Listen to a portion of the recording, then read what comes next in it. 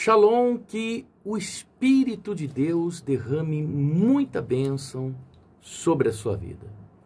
Olha que texto maravilhoso para o nosso devocional. Acompanha comigo Isaías 57, no versículo 15. Olha o que diz a palavra de Deus. Porque assim diz o alto, o sublime,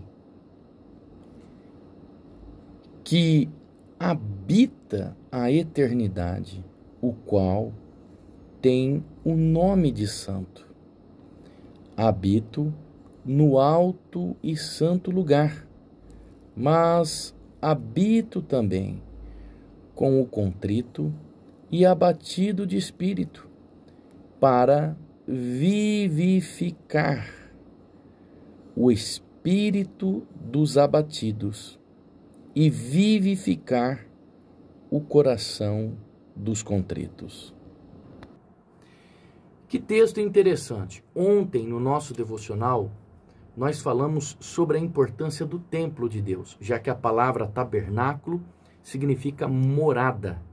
Deus, ele habita no templo, ou seja, Deus está em todos os lugares, ele é onipresente, ele ocupa todo o espaço do universo além, mas ele mora dentro do santuário, dentro da igreja. Só que esse texto também diz que ele mora no alto, no santo, o sublime mora lá no alto, no santo lugar. Está dizendo da casa dele, da eternidade, aonde Deus habita e os anjos estão. Só que ele também diz que mora no coração do contrito, do abatido, para poder vivificar o espírito dessas pessoas. Então Deus, ele não mora no coração de todas as pessoas. Embora todos os textos que o apóstolo Paulo está dizendo que Deus mora, que Deus habita no coração das pessoas, Paulo está se referindo àquele que é justo, aquele que nasceu de novo, aquele que recebeu o Espírito Santo, pois ele passa a ser morada de Deus e Deus passa a morar no coração dele. Bom, se Deus mora então no coração daquele que de fato é fiel, temente, é um verdadeiro servo, é uma pessoa que nasceu verdadeiramente da água e do Espírito, então por que Deus mora também no templo? É que acontece que todas as vezes que o ser humano erra, que o ser humano peca, ele se afasta de Deus, pois a Bíblia diz que o que afasta Deus dos homens é o pecado que o ser humano comete. Então, quando a pessoa ela comete uma transgressão, Deus não pode morar no meio da sujeira, Deus não pode morar no meio da lama. Então, Deus ele se afasta. E como que eu recupero a presença de Deus? Então, tá aí o templo. É lá que eu acho Deus morando. Então, eu vou na morada de Deus. E ali na morada de Deus, no santuário dos Altíssimos, como diz a Bíblia, no santuário de Deus, a morada dos Altíssimos, eu invoco a presença dele e peço perdão pelos meus pecados. A graça que nós vivemos hoje, através da cruz de Jesus, não gera para você perdão automático. O perdão não é automático na nossa vida. O perdão é para aquele que busca. Então, quando cometemos uma transgressão, a cruz não é para invalidar o seu pecado por você sair pecando, simplesmente sair pecando. A cruz é o acesso que nos dá a Deus. Nós recebemos perdão em Cristo Jesus quando buscamos o perdão. Se nós não buscarmos o perdão, nós não vamos receber o perdão. Só é perdoado aquele que busca. Aquele que abandona os seus pecados e busca a Deus. Jesus não tem obrigação, a cruz não tem obrigação de ficar perdoando uma pessoa toda hora pelo mesmo pecado cometido. O sangue de Jesus não é água de banheiro para ficar lavando os nossos pecados todas as vezes que pecamos pelas mesmas falhas.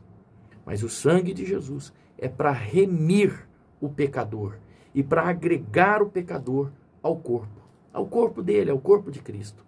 Então, primeiro, se a pessoa peca, Deus se afasta. Por isso que Jesus ele disse assim, que o espírito maligno, ele volta procurando aquela pessoa, e se ele encontra a casa vazia, ele diz, voltarei para esta casa, porque a casa está vazia.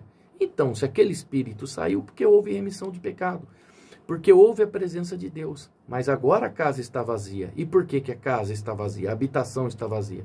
Porque o Espírito Santo se afastou da presença por causa de um erro, de uma transgressão, de um pecado.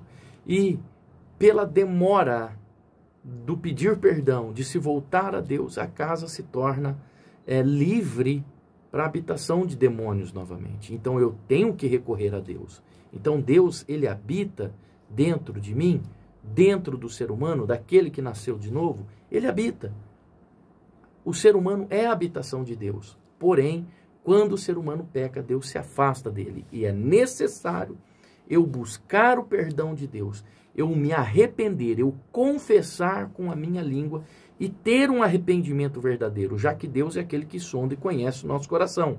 Então eu me arrependo verdadeiramente, abandono os meus pecados e retorno para Deus. Só que para isso, eu vou buscar a Deus aonde eu posso encontrar com Ele.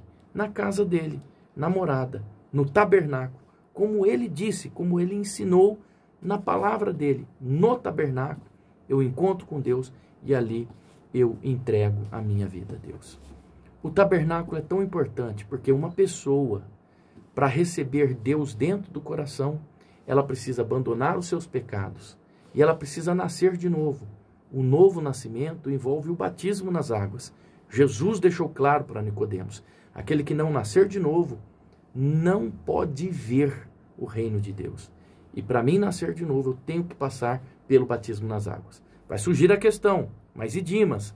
Estava na cruz, se arrependeu. E Jesus disse, portanto te digo hoje, estarás comigo no paraíso. Então como que ele recebeu perdão? Ele era um judeu, ele fazia parte da circuncisão, ele tinha circuncidado. Então Paulo, nós não vamos entrar aqui para não ficar grande, o vídeo já está ficando grande.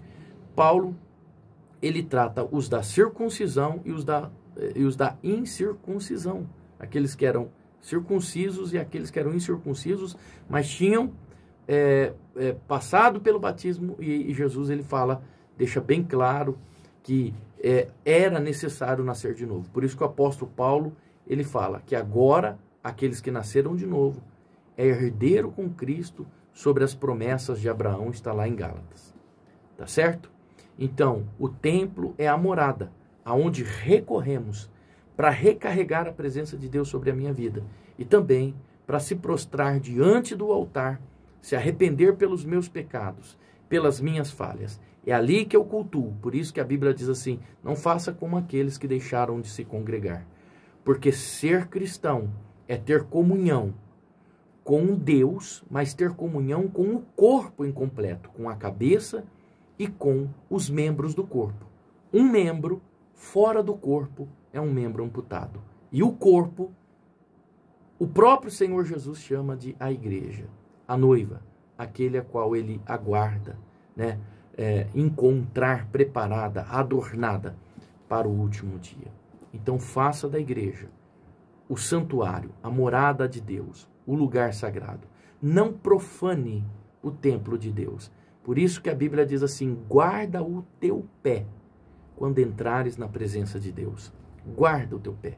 Não profane o templo. Não transforme o templo de Deus numa casa de shows, de eventos. Não transforme o templo, o tabernáculo, a morada de Deus, num lugar de diversão, num lugar de encontros. O único encontro que nós temos ali é com Deus. É o lugar que nós nos encontramos com o Senhor. Deus te abençoe, que você tenha um dia abençoado e eu profetizo que o Senhor está preparando remissão e perdão para a sua vida. Ele te chama, não importa o que você tem cometido, não importa qual seja a sua transgressão.